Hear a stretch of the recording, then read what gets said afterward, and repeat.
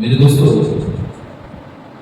سیدہ کائنات be be Fatima سلام اللہ علیہا کی شان اور مرتبے کے لیے اتنا ہی کہہ دینا کافی ہے کہ ساری کائنات فدا ہے مصطفیٰ اور مصطفیٰ فدا ہے سیدہ.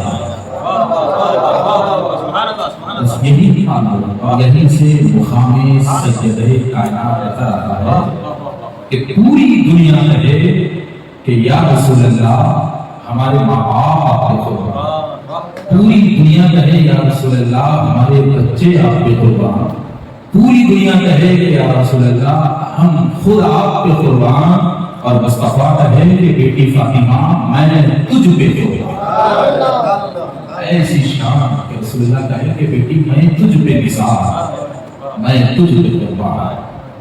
اور پھر دیکھیے کہ وہ سیدہ کائنات جن کی شان اور جن کی عظمت کہ کائنات کی کوئی فضیلت اور کوئی عظمت بی بی فاطمہ کا مقابلہ نہیں کر سکتی. یہ حقیقت ہے کہ کوئی عظمت اور کوئی فضیلت سیدہ کائنات کی عظمت اور فضیلت کا مقابلہ ہرگز نہیں کر سکتی. اس لیے کہ تاریخ بتاتی ہے کہ دنیا نے جسے نوری مخلوق کہا ہے وہ مخلوق بی بی فاطمہ کے گھر کی چکی چلاتی ہے. تو وہ فاطمہ جن کے گھر کی چکی چلائے فرشتے، اور وہ سیدہ فاطمہ کے جن کے خیلولے کا خیال خدا رکھے، جن کی نیند کا خیال خدا رکھے، اور جن کے شہزادے جھولے میں روئے تو جبریل جن کے شہزادوں کا جھولا جھولائے، وہ سیدہ کائنات بی بی فاطمہ. اور ایک چیز ہے کہ اللہ تبارک و تعالیٰ نے سیدہ کائنات کو مقام کتنا بلند کیا ہے. ایک چیز ہے جو جس کا مالک ہوتا ہے، دنیا کا اصول ہے کہ مالک کے لیے قبضہ ضروری، یعنی کہ جس چیز کا میں مالک ہوں تو میری ملکیت کا حق مکمل کرنے کے لیے قانون میں قبضہ ضروری ہے. اب قبضے کے بعد استعمال ضروری ہے. اگر میں صرف مالک ہوں کہوں گا مالک ہوں یہ چیز میری ہے اگر میں کہوں گا اور نہ قبضہ بتاؤں گا نہ میرا استعمال بتاؤں گا تو وہ چیز میری دنیا میں نہیں مانی گی، کیونکہ میری چیز ہے یہ کوئی نہیں مانی. تو یہاں ایک چیز اور کرنے والی بات ہے کہ میرے نبی نے کہا کہ میری بیٹی فاطمہ جنت کی سردار ہے، جنتی عورتوں کی سردار ہے، جنت کی سردار ہے. تو سردار کا مطلب مالک ہوئی، تب جو سردار ہیں ان کا قبضہ بھی معلوم ہونا چاہیے، اور جب قبضہ معلوم ہوا تو استعمال بھی معلوم ہونا چاہیے. تو کون فاطمہ جو دنیا میں رہ کے اپنے گھر میں جنت کی چیزوں کو استعمال کرے، وہ فاطمہ جو دنیا میں رہ کے جنت کی چیزوں کو استعمال کرے وہ فاطمہ. اور کیسے استعمال کرے ذرا دیکھیے کہ امیر المومنین سیدنا حضرت عثمان غنی رضی اللہ تعالیٰ عنہ آقا عالم صلی اللہ علیہ وسلم کی بارگاہ میں آئے اور آ کر عرض کیا کہ یا رسول اللہ آج میرے گھر آپ کی دعوت ہے. تو یہ دعوت بڑی نرالی کی ہے عثمانیہ میں. کئی مرتبہ تو آپ نے دعوت کی تھی، کئی مرتبہ رسول اللہ کی مہمان نوازی کی تھی، مگر یہ دعوت بڑی نرالی کی. دعوت کا وقت ہوا، سیدنا عثمان غنی رضی اللہ تعالیٰ عنہ سرکار کو لے لیا. رسول اکرم صلی اللہ علیہ وسلم نے جیسے ہی گھر کے دہلیز کے باہر قدم رکھا، اب آپ رسول اللہ صلی اللہ علیہ وسلم کے قدموں کو گن رہے ہیں، 1 2 3 4 5 گنتے گئے. رسول اکرم صلی اللہ علیہ وسلم نے پوچھا کہ عثمان میرے قدموں کو کیوں گن رہے ہو، کیا بات ہے؟ حضرت عثمان نے کہا کہ یا رسول اللہ کچھ نہیں، میرا ارادہ ہے کہ آپ کے گھر سے لے کر میرے گھر تک آپ کے جتنے قدم ہوں گے اتنے قدموں کے برابر ایک ایک غلام کو میں آزاد کر دوں گا، ایک ایک غلام کو آزاد کر دوں. تو آپ کے ایک ایک قدم کے بدلے میں آج ایک ایک غلام آزاد ہوگا. تو تاریخ کی سب سے بڑی دعوت تھی، اور اس دعوت میں حضرت عثمان غنی نے بہت پیسہ خرچا کیا. اور اس زمانے میں غلام کو آزاد کرنا معمولی بات نہیں تھی، خرید کر آزاد کرنا ہوتا تھا، معمولی بات نہیں تھی۔ اور اس دعوت میں مولا علی بھی تھے اور تمام صحابہ حضرت عثمان غنی کی اتنی بڑی دعوت کا رشک کرنے لگے۔ مولا کائنات دعوت سے فارغ ہوئے، گھر میں آئے، سوچنے لگے۔ تو سجدہ کائنات میں مولا کا چہرہ پڑھ لیا، پوچھا کہ حضور آج کچھ الگ سوچ میں نظر آ رہے ہیں، کیا بات ہے؟ مولا علی نے کہا کہ فاطمہ آج اسلام نے کمال کر دیا، بڑی عجب اور نرالی دعوت کر دی۔ پوچھا کیا کیا؟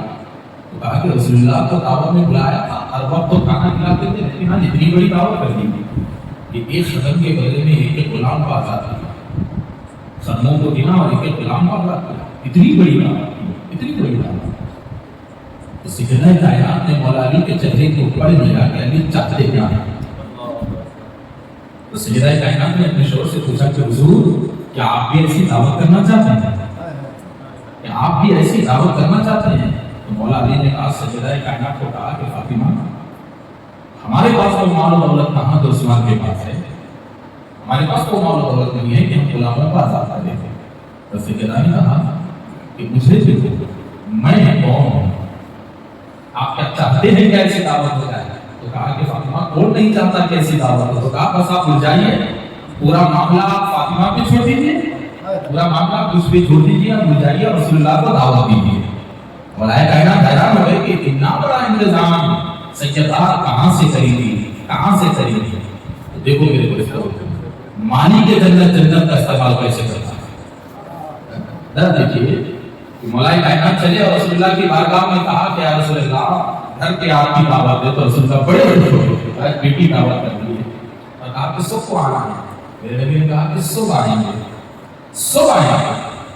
اور ادھر مولا کائنات مولا علی رسول اللہ کے پاس نکلے دعوت دینے کے لیے، ادھر سجدہ کائنات نے گھر کے چولہے پر بگونے رکھا، بگونے رکھا، مگر ایک چیز سوچی کہ وہ بگونے خالی ہیں، اس میں کوئی چیز نہیں۔ چولہے پہ تو بگونے چڑھے ہوئے ہیں مگر نہ اس میں گوشت ہے، نہ اس میں چاول ہے، نہ کچھ ہے۔ تو پھر یہ دعوت کیسے تھی؟ میرے دوستو سجدہ کائنات سجدے میں گئی اور رب کی بارگاہ میں پیدا کی کہ مولا فاطمہ کی عزت رکھنا تیرے ہاتھ ہے، میرے یہ بگونے خالی ہیں، فاطمہ کے فخر اور فاخر کو تو جانتا ہے، اور میرے شوہر کی خواہش ہے کہ عظیم دعوت رسول اللہ کی میزبانی میں رکھی جائے اور اس دعوت کو پورا کرنا تیرے ذمہ ہے، تیرے ذمہ ہے اس دعوت کو پورا کرنا۔ تو وقت ہوا، مولا کائنات گھر کو بیچ میں نہیں آیا، ڈائریکٹ دعوت کے وقت ہی رسول اللہ کو لے گیا اور ساتھ میں سینکڑوں صحابہ۔ اور مولا کائنات سوچ رہے ہیں کہ شہزادی کیا کرے گی، رسول اللہ کی شہزادی آگے کیا کرنے پائے گی، کھانا کہاں سے لانے والی ہے، سوچ رہی ہے۔ مگر جب مولا کائنات گھر میں آئے تو دیکھا کہ عجیب سی خوشبو گھر میں ہے، پکوان کی ایک عجیب سی خوشبو گھر میں ہے، بستر بچھا ہوا ہے۔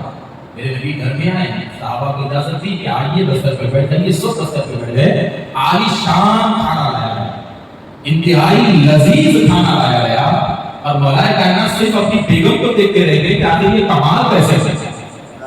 دعوت ختم ہوئی، کھانا ہو گیا، سارے صحابہ بستر پر ہی بیٹھے ہوئے ہیں۔ تو میرے نبی نے صحابہ سے کہا کہ ذرا ٹھہرو، کچھ بولنا ہے، ذرا ٹھہرو، کچھ بولنا ہے۔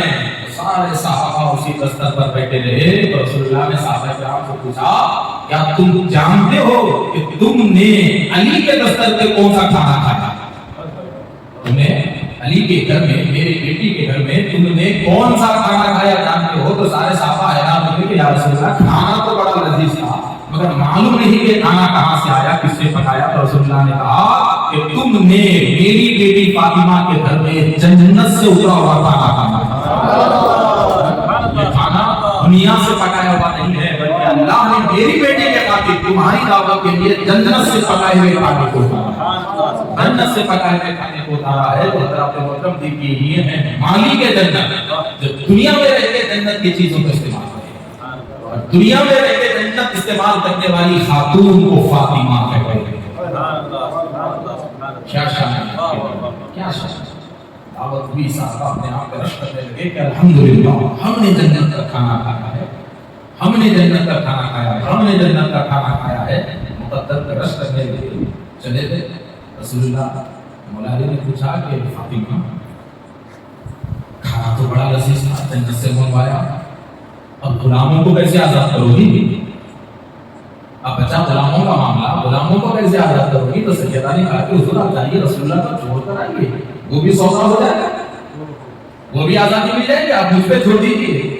مولا کائنات رسول اللہ کے ساتھ چلے تو سیدہ کائنات سجدے میں گئی اور جا کر کہا کہ پروردگار تو جانتا ہے عثمان غنی نے رسول اللہ کے ایک قدم کے بدلے ایک غلام کو آزاد کیا تھا، مگر میں نبی کی بیٹی ہوں، تیری بارگاہ میں دعا کرتی ہوں کہ میں رسول اللہ کے گھر سے میرے گھر تک جتنے قدم نبی کے ہوئے ہر قدم کے بدلے میں ایک گنہگار امتی کو تو جہنم سے آزاد، ہر قدم کے بدلے میں ایک گنہگار امتی کو تو جہنم سے آزاد کر.